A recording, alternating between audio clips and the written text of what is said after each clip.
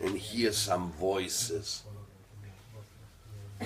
God's sake, if that would be so easy to get self-realization, we could just prescribe a pill or some substance to everyone. Ayahuasca has been the fashion drug in the world nowadays. It's a real fashion drug. And it has the touch of spirituality because it was used by indigenous people in the jungles. So people think, oh, this must be their drink of nectar or whatever to get some state. You know, if you study drugs and the impact, the chemical impacts of all psychotropica on consciousness, then you can understand what it is. It is DMT, it is a way to get high. But getting high, what does it mean, getting high? It's a really misuser of the wording, because actually means getting low. You're getting low in perception, you're getting low in your connectiveness with Mother Earth in a way that you can have normal well decisions. Just recently one woman came to Cusco, and she was a young girl, and she met one of my disciples who were working in the boutique, also Colombian, and the woman, she said she wanted to take ayahuasca. So they became friends, and she insisted on him that he should take her for an ayahuasca thing. And the boy, he hadn't done that before. So he fell in love with her or something, but then he wanted to please her. He took her on an ayahuasca trip. And while they were doing ayahuasca in by one of those shamans, so-called shamans in Cusco, the shaman was starting to kiss the girl. And the girl responded his kisses. So the other guy went nuts and killed her right in front. And then it became like a big scandal in Cusco, and they ran away. That the mother came. No, it's such an ugly story. You can't even tell it in a story. Can't even tell it in a class, you know. But this is like, so you get out of your shape, out of your senses. You lose it, and then they call it getting high.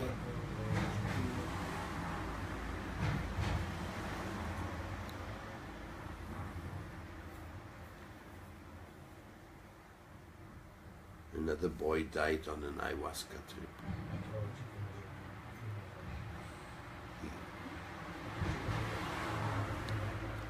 His own vomit, he got suffocated.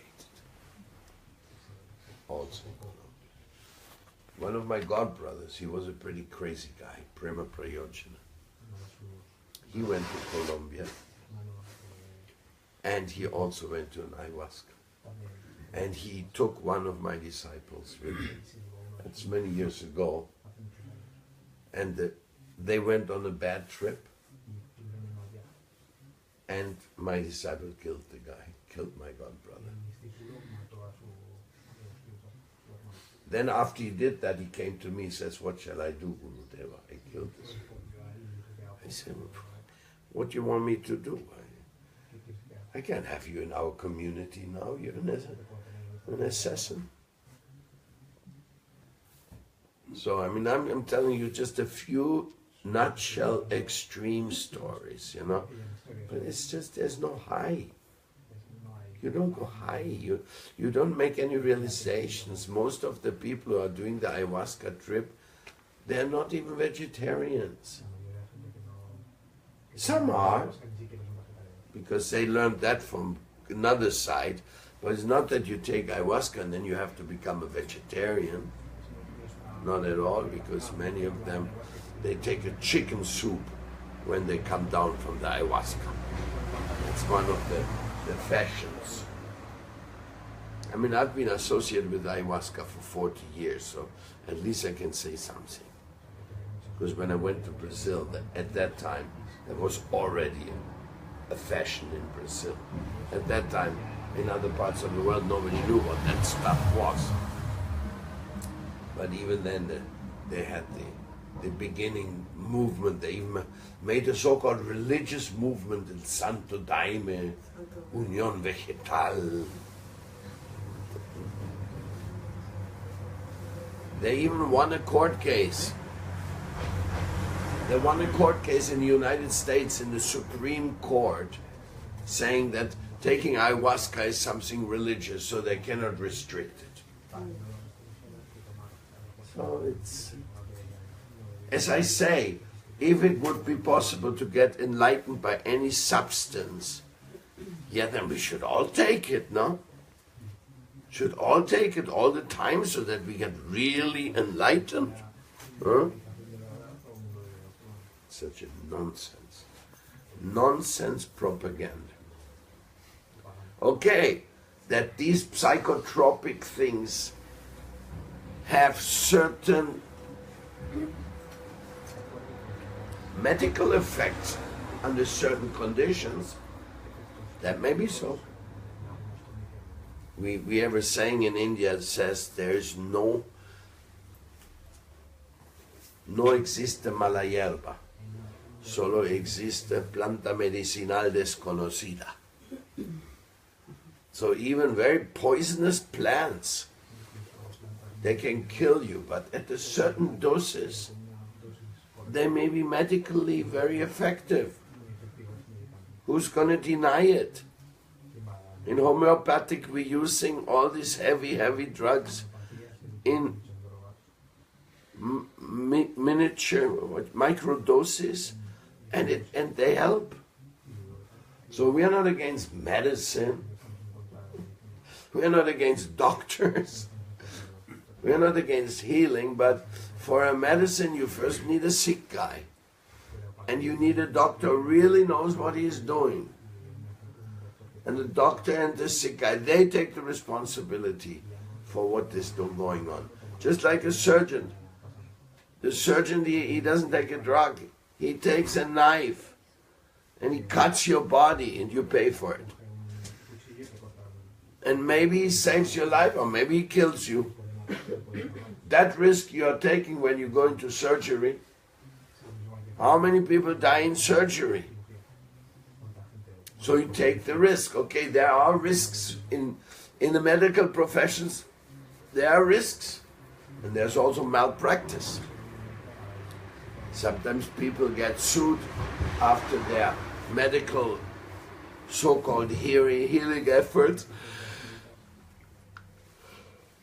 when they didn't produce the desired effect and something reverse happens. Many court cases of that type in the world. So this girl, Paramadvaiti, she was completely nuts. It was such a strange case. She's actually a good example because I think she was kicked out of the temple like 6 times. And 6 times she came back crying, I cannot live without the devotees, I cannot live without them. Okay, another chance. And again she would do something crazy. And when she did crazy things, she really did crazy things like bringing drugs and smoking with the volunteers, and many other things. Plus her sexual conduct was a big mess. No. Paramadvaiti was. But the devotees had sympathy with her because she was struggling. And she was a leader. She was hard-working. Very strange.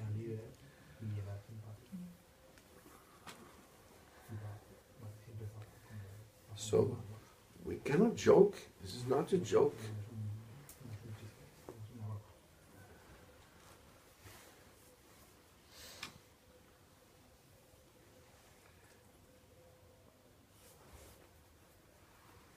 by the way, to just cover the ends of it. Nowadays, people talk a lot about marijuana oil, hash oil, from medical point of view, how that heals. And some people even say it can heal cancer. So, shall we ignore that? But, if you ever come to think to take this or to give it to somebody else, it is taking through the rectum. That medicine, that hash oil, is taken through the rectum, and it does not intoxicate. It doesn't create any of those intoxicating side effects. But if you take it another way, you go flying off the handle. So, one guy, well, that's a long story.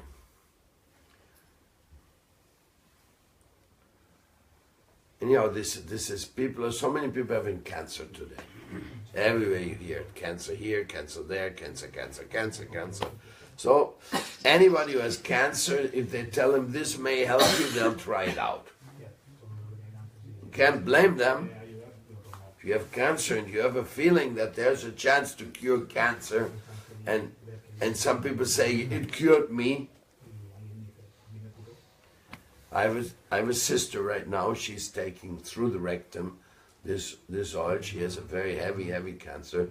According to the normal doctors, she's already dead.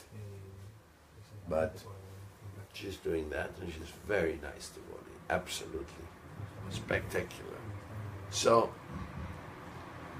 these subjects have to be dealt with maturity, with intelligence.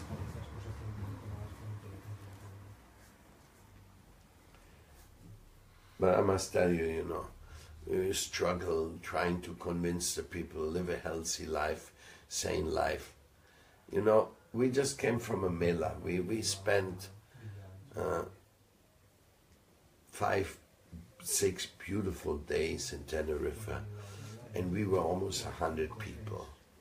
And I don't think in those weeks nobody smoked anything or took any drug. And we were all happy, chanting, dancing, enjoying our company. This idea that you need to take something to get a kick.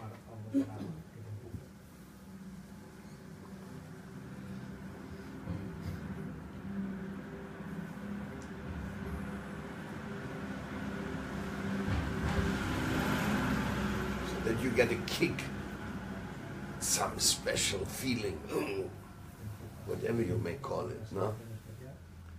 That is, it's actually a very silly side effect of neurotransmitters. Now, the neurotransmitter science is nowadays very developed. And neurotransmitter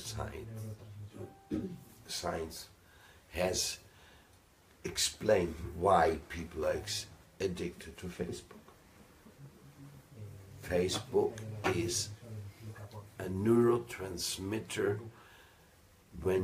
It's like, normally in the world, you don't get much appreciation from others. So when you're on your Facebook and somebody gives you a like, that gives you, somebody gave me a like. It gives you a certain feeling. Also, neurotransmitters respond to sugar. They respond to nicotine. What does it do? They create a certain dopamine is one neurotransmitter. There's several different ones. And they're very powerful. Like when you faint, fainting is created by a neurotransmitter. It blocks your entire consciousness like this. Bang! And you go. Even while you have a physical pain. or because of a physical pain which becomes unsupportable, the body, the brain releases a neurotransmitter to make you pass out. This body is an amazing machine. No? It's absolutely, it blows away you when you think what it does to you, what it can do to you. Now the neurotransmitters, they're the pleasure, they are certain pleasure reporter. They report a pleasure. And this is being used, for example, monoglutamate. Monoglutamate, it's also called the fifth taste. The fifth taste, it's created by combining salts and sugars simultaneously. It produces like a let me have that again. So you can just keep shoving into your mouth this junk food because it has monoglutamate on it. And you don't know why you like it so much. It's a neurotransmitter, it's an addiction. I was addicted to monoglutamate without knowing it. Because, you know, as a devotee we never buy anything but what's not cooked and offered to the temple. But sometimes I was invited to people's house where they have like a few things, snacks on the table. So, and I caught myself that I liked that taste and I kept popping it into my mouth, certain things. And it was only when I saw the movie of the Dr. Gerson's diet. He's a great cancer doctor who gave all this idea that you can cure cancer by green juices, and he analyzes what causes cancer. And he explained the monoglutamate. So then I looked at the packages, because I never looked at those packages, and then said, okay, these chips or this or that, they have monoglutamate. So I caught myself that I was also addicted to this. I mean, not really bad. I never went out and buy these stupid bags and started eating them, but I had the craving for this taste.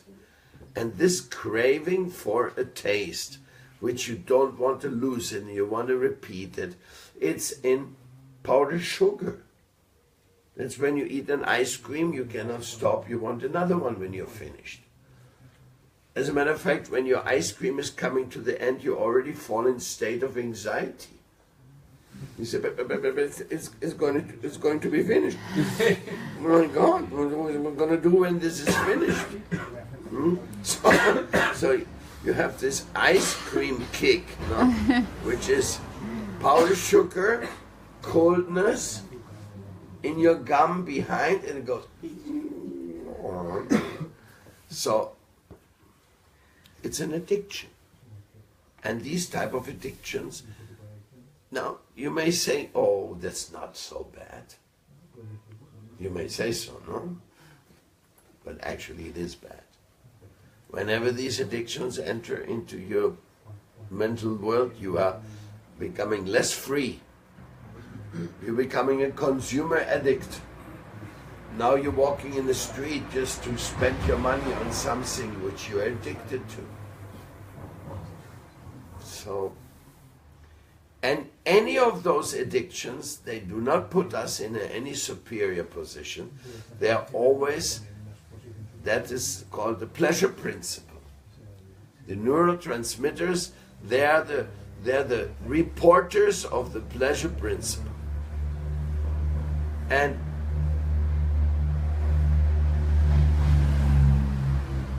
I mean, crack, for example, that's like probably the most intense one, because crack, it just makes all the neurotransmitters explodes in you, and it goes like, and then the person is smoking crack and he has not finished smoking, he's already going crazy, because that neurotransmitter explosion is going to stop. So he falls in anxiety. A guy can smoke $1,000 in one night on crack. He can't stop. He says, as long as the money is there, he's doing it. Huh? If the money is out, he goes and steals all he gets. He robs an old widow coming from a bank with her few dollars from her pension. Huh? And the guy is so addicted, such an beastly fellow he has become, that he can take the few dollars away from a widow, from an old lady, so that he can run, buy crack, and go on with his addiction. I mean, what the hell is this? What are we supposed to learn from that? And Paramadvaiti was like this. She was, I don't think there was any drug in the world she didn't take. I didn't know what. She was like, she was always falling down in this. Of course, she had a long history. In her youth, she was a drug addict.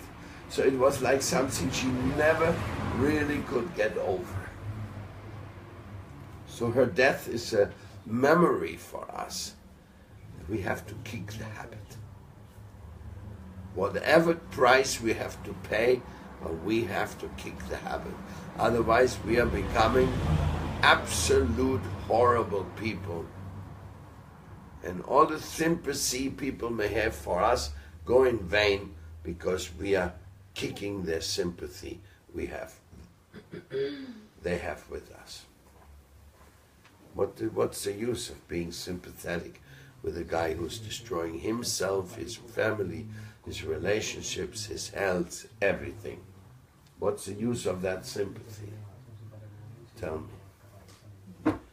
So,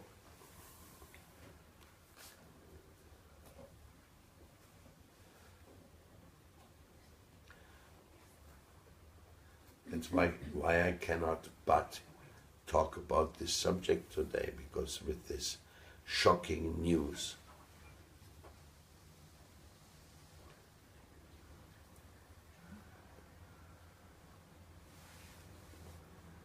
and the details why they killed her and all this thing, we don't know. We may never know, because these messages may not reach you, but usually when you go into the streets where they sell the drugs and all that stuff, it's a very dangerous world. It's a world where you're not supposed to be.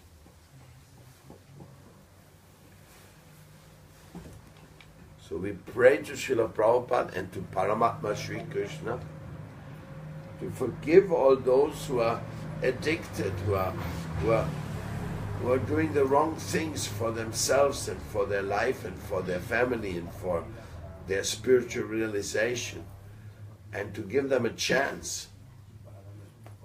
And if it's not in this lifetime, then give them a chance in the next lifetime. Unfortunately, that's the way it works, no? How many people give up this body intoxicated? And if they do that, then Prabhupada said they become ghosts. Whoever dies violently is most likely to be a ghost. That's why in India, when somebody has died, we offer prasadam to them so that they may get purified and that they may be freed from their ghostly existence. That is called Shraddha ceremony. And that is done specially for people with questionable conduct in their life. And in India there's something called Prituputra. It means that the son is the only hope of the father, that after he dies there will be a Shraddha ceremony performed so that he will be freed from his sinful reactions and from his ghostly existence. Because if the ghost is being offered prasadam, there's a chance for him to get out of this ghost karma. Interesting, no? Very sophisticated. India has an answer for everything. They know what's the ins and the outs. And once I was with Junakar Mahamandaleshwara, friend of mine. And so somebody asked him, but what about the yogis who smoke ganja? And he was a chief of that. That Junakar means Naga Baba Mahamandaleshwara.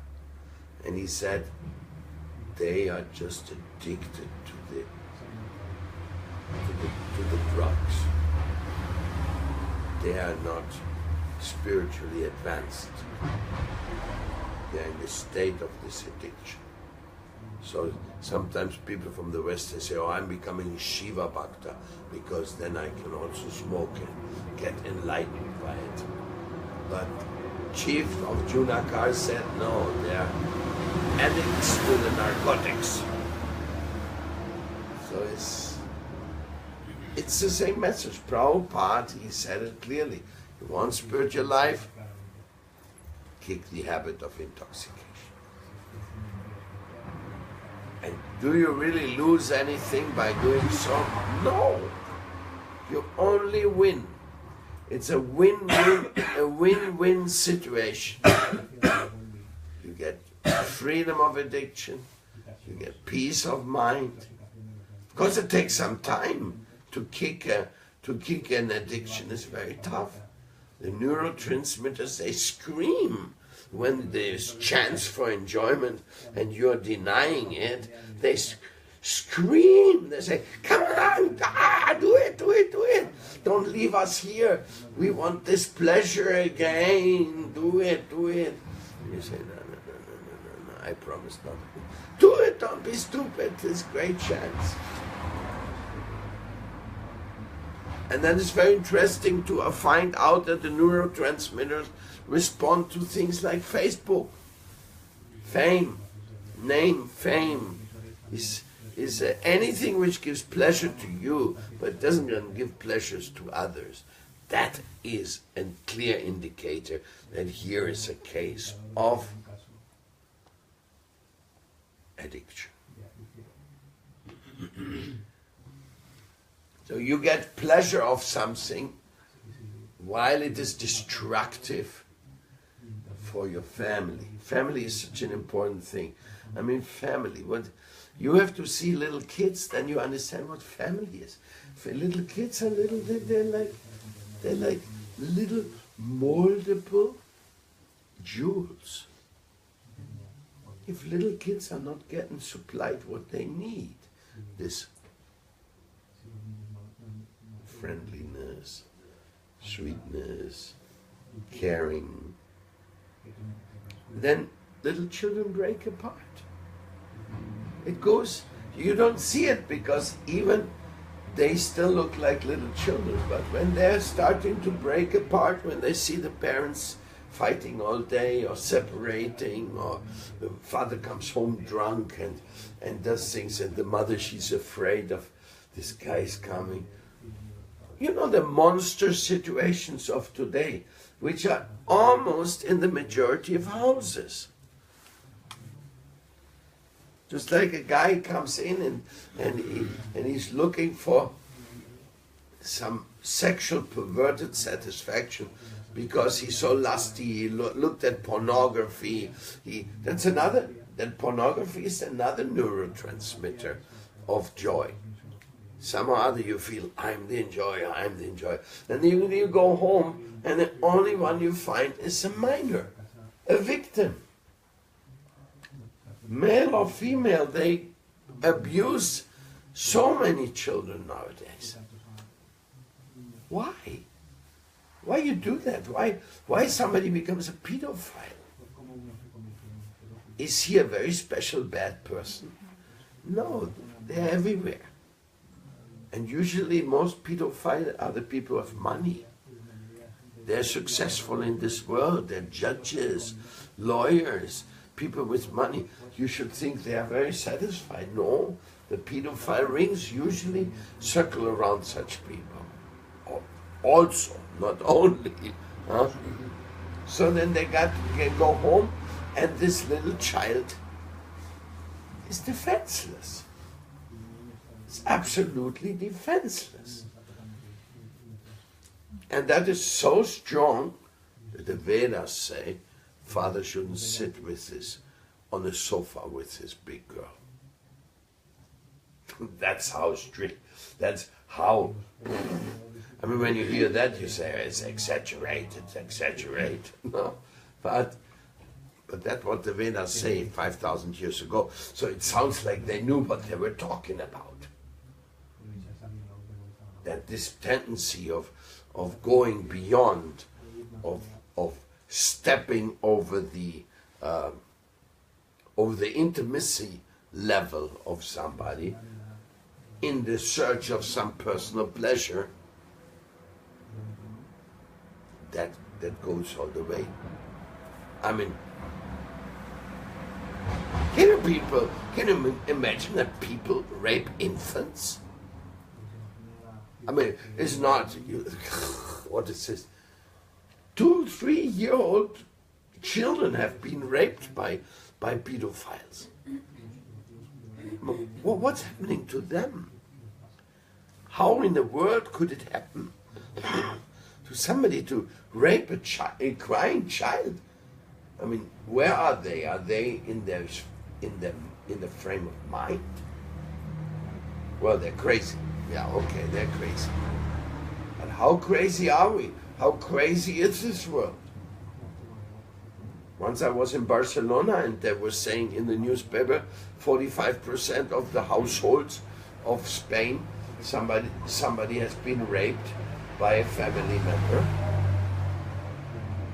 That's official numbers published by the government on pedophile. That means almost in every second house some kid is in danger. And you don't know it. Maybe a friend of the family, maybe this one. I have so many stories. I mean, I tell one story without mentioning names, of course. There was a couple in a city, in small town in South America. And the father, he was a drunkard. So the mother was another disaster, and they had a bunch of kids at home.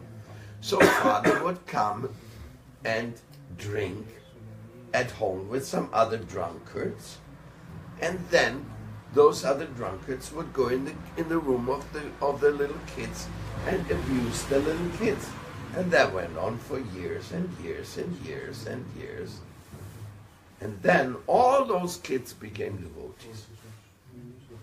They all ran away from this and never go back again. Now, it's not the end of the story, because many of the kids also had very serious, and then on top of it, the mother got crazy about this, and she got jealous, and she kicked her kids out of the house because, it's such a great madness situation. Such a madness situation beyond imagination. But Krishna saved them.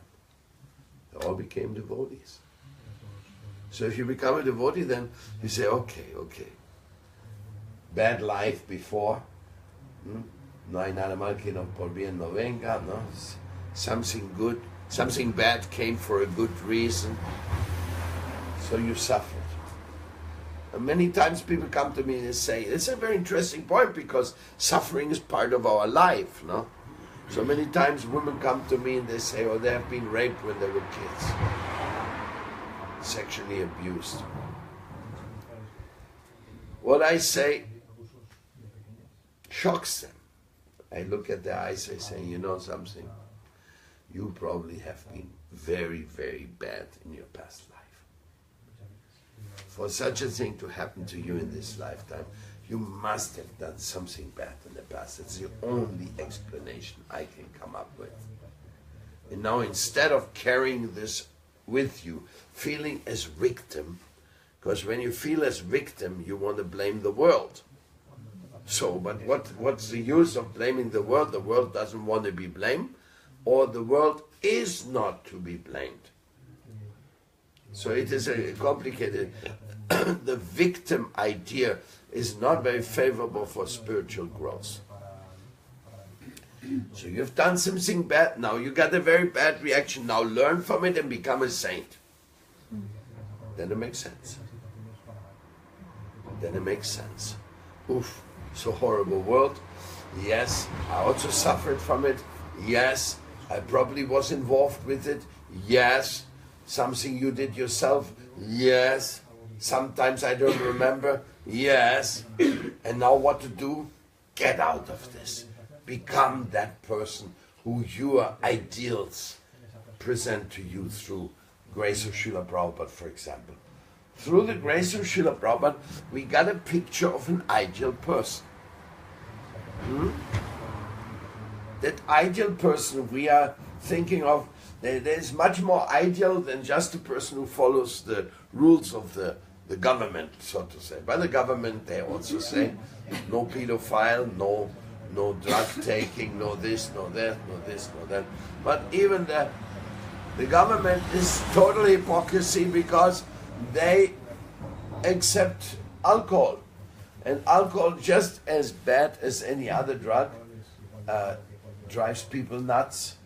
Under alcohol they do so much nonsense. So the government is not protecting us. So Prabhupada is giving us the picture of a gentleman. And we don't want to use the word gentleman because that's a British term and they are not gentlemen. I'm sorry. Well, at least they didn't behave like gentlemen when they were in India. Oh yes. Not in that regard, no. Sorry. You identified with the body, but you're not this body, you're not a British. Anyhow, there aren't no gentlemen in this world. They're terrible. The people are terrible and dangerous and everything. And so Prabhupada gave us a picture what it looks like, a real wonderful person. So we can call him a Brahmin or somebody who is, but even Brahmin, it puts it like, oh, maybe some Indian, no. He presents us what is a healthy, wonderful person. How does he behave? Okay, he doesn't take any drugs. He doesn't get his mind screwed into something egotistic. He's a good family father, mother, husband, faithful to his wife. He is that. You know, even the most faithful man to his wife, it doesn't mean that his mind is not sexually attracted when he sees another beautiful girl. And I mean, the fact that you're a faithful person to your family, it doesn't mean that you're not attacked by Maya. Maya attacks from all sides all the time. So, but he sticks to it. He is a good guy with his own wife. And then he doesn't give any trouble to animals. A real good guy, he is totally not an ant will suffer from me unnecessarily. I say unnecessary because when you walk in the street you may step on an ant without noticing. So, I mean, it's absolutely impossible to be absolutely non-violent. Agriculture is a very violent activity. So, but it's not the same as eating meat from the slaughterhouses and things like that. So, a person who is such a gentle, wonderful person, he will not put animals in anxiety and kill them and do that. And he also don't gamble.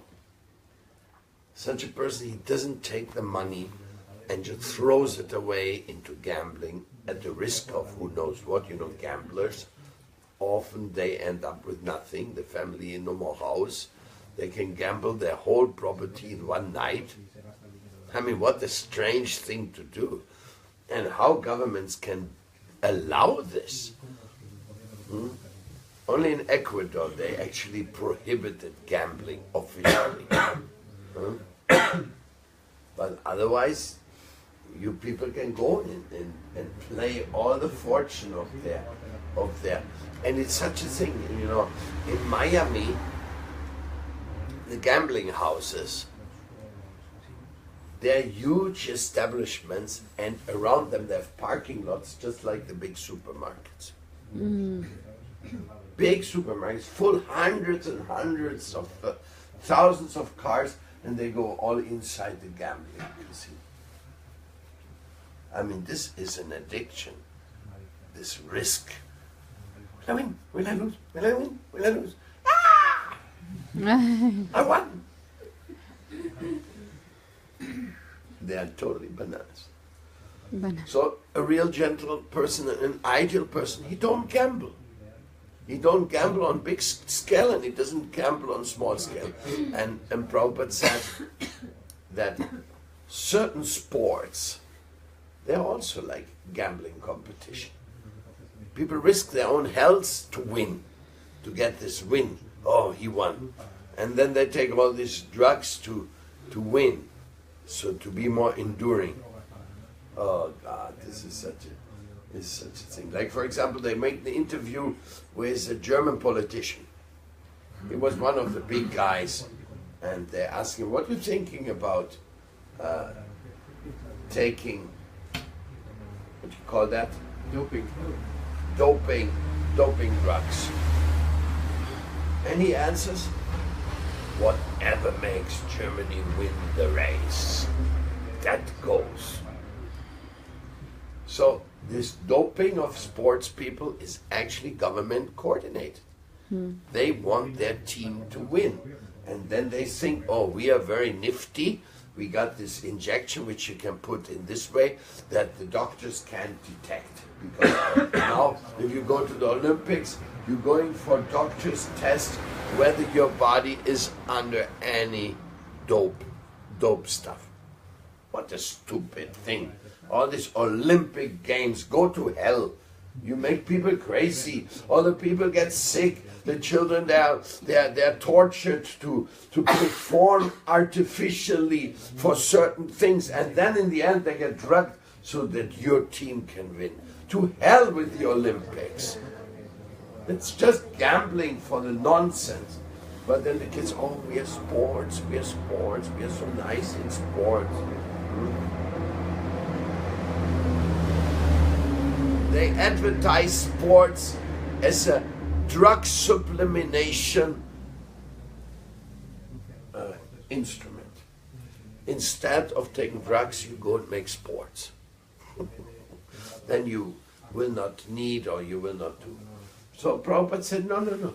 You see, Prabhupada, he actually gave us, he configured before our eyes a life of a wonderful person. We call him a devotee, because he also chants Hare Krishna, he eats only prasadam, there's a few extra things, but even without the extra things, which are the devotional things, Prabhupada gave us a presentation. That's the way. And if he is a king, he should look at every one of the citizens as his child. So that king means administrator, or anybody who manages anything. So if you're a temple president, all the people in your temple, you should look upon them like your children. And that brings me to one subject of today. Today, in San Sebastian, this little city here in La Gomera, is a big religious festival. I think it is the biggest event of La Gomera is San Sebastian in the year. And this is today. So, when I heard that last night and I saw all of you who came here so beautifully and spontaneously, I said we have something to do here. We should go out on a big Harinam and join the festivities, so that all the people who come here today will be able to listen to Krishna's holy name and see happy Hare Krishna devotees mingled in with the local festival. We do that in Inti Raymi, in Cusco, every year when the Inti Raymi is come, this solstice the devotees make a big Rasa Yatra, join together with everybody, with that other festival. So I think that we should do this little contribution to La Gomera people, to all these people that they will absolutely surprised, because it's very rare to have a big group of devotees in La Gomera. It's not a daily affair. So we can really surprise them by having a beautiful kirtan. We have a medanga. We have a medanga, we have a guitar. We have a very happy group of people. So I invite you to do that. I myself have to go first somewhere else, take care of some things, but I'll try to be back for that event also. I don't know what time is this. 12:30. 12:30. Midday. In noontime. They have a parade. Where does it start?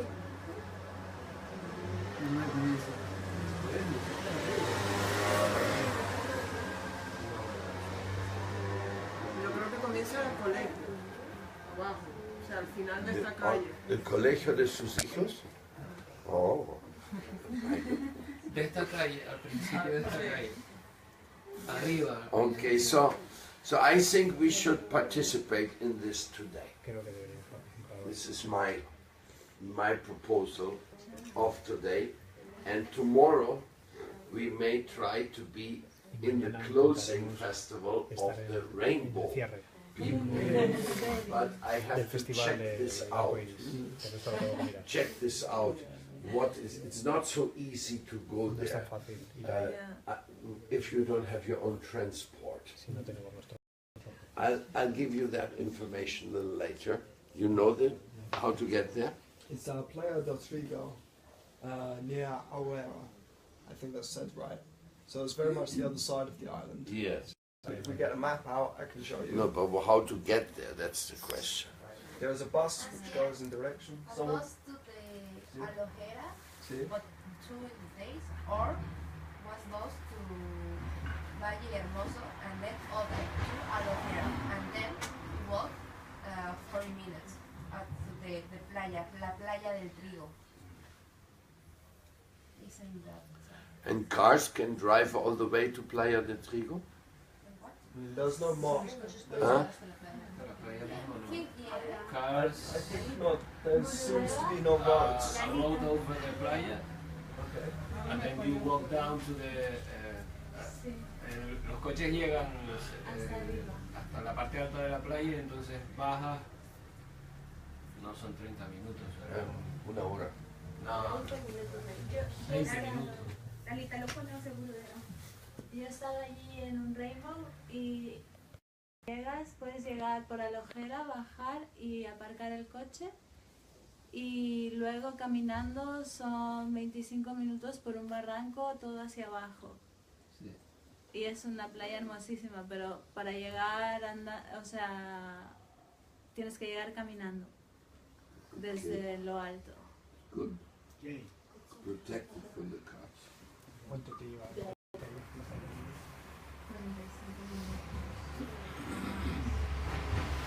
Why, there's a rainbow festival all the time there? Is this a kind of a permanent place? No, en La Gomera lo hicieron hace 3 años y desde entonces no lo habían celebrado porque normalmente en Rainbow no se puede hacer cada año en el mismo lugar porque ellos quieren cuidar el sitio, pero en la Alojera, en la calle... But this year is officially a rainbow festival there? Yeah, but it's illegal, I think it's illegal.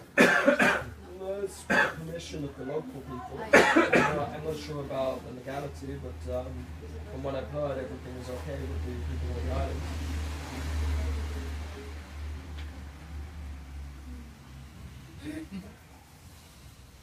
I think would be very good. Yeah.